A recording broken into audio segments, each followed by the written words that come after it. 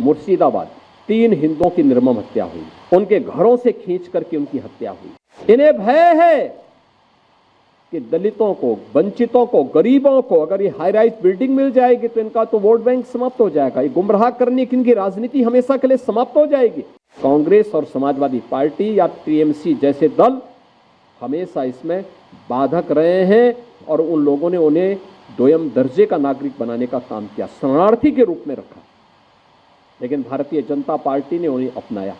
ये व्यवहारिक धरातल पर भी दलित और वंचितों का अधिकार छीनने के अधिकारी होते हैं। आप देखते होंगे कहीं दलितों की झोपड़ी पर, उनकी जमीन पर कब्जा करने वाले कोई लोग होंगे तो इन्हीं दलों से जुड़े हुए लोग होंगे, ये सर्वाधिक कब्जा करते हैं। और ठीक बात है कि सरकार का डंडा है, सरकार उनको ठीक भी करती है, दुरुस्त भी करती है कि जिससे वे लोग गरीबों की, वंचितों की जमीनों पर कब्जा न कर सके। लेकिन फिर भी उनके द्वारा किस प्रकार के राग अलापे जाते हैं, हमें आश्चर्य होता है। ये वही राज्य है और ये देश वही देश है जिस देश में वक्फ के नाम पर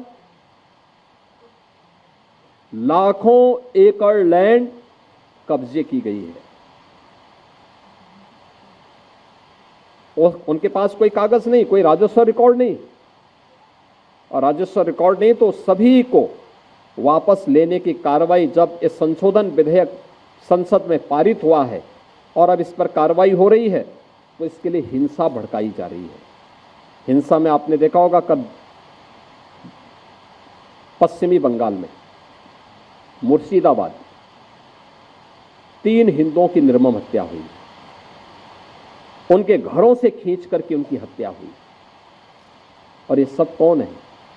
ये सभी वही दलित हैं, वही वंचित हैं, वही गरीब हिंदू हैं जिसको इस जमीन का सर्वाधिक लाभ मिलने वाला है,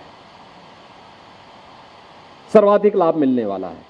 ये लैंड राजस्व के रिकॉर्ड में फिर से आएगी तो एक गरीब भी हाई राइज बिल्डिंग का, मल्टी स्टोरी बिल्डिंग का लाभ उठा पाएगा, उसको भी वहां अच्छे फ्लैट सरकार बना करके उपलब्ध करवा देगी। इन्हें भय है कि दलितों को, वंचितों को, गरीबों को अगर ये हाई राइज बिल्डिंग मिल जाएगी तो इनका तो वोट बैंक समाप्त हो जाएगा, ये गुमराह करने की इनकी राजनीति हमेशा के लिए समाप्त हो जाएगी। इसलिए लोग हिंसा भड़का रहे हैं, हिंसा का रास्ता अपना रहे हैं। आप देख रहे होंगे सिटीजनशिप अमेंडमेंट एक्ट पारित होने में जिसका लाभ सर्वाधिक पाकिस्तान, बांग्लादेश या अफगानिस्तान में जो वंचित हिंदू था, दलित हिंदू था, उनको भारत की नागरिकता देने का काम, जो किन्हीं कभी भी भारत में आए थे, 5 वर्ष पहले आए थे, उनको जब नागरिकता देने के कार्यक्रम को प्रधानमंत्री मोदी जी ने आगे बढ़ाया, इन्होंने पूरे देश के अंदर आंदोलन शुरू कर दिया, अभियान चालू कर दिया, बड़े बड़े आंदोलन किए, तोड़फोड़ की, आगजनी की। लेकिन सरकार ने भी दृढ़ता के साथ उसका सामना किया और सामना करते हुए आज इस नागरिकता देने का कार्यक्रम प्रारंभ किया है। कहां जाएगा? पाकिस्तान में, बांग्लादेश में पीड़ित हिंदू कहां जाएगा? और हिंदुस्तान की तरफ ही आएगा। दुनिया के अंदर कहीं भी कोई पीड़ित हिंदू होगा वह आकर के अंततः हिंदुस्तान में ही आएगा और वह भारत में आकर के ही शरण लेने के लिए मजबूर होता है।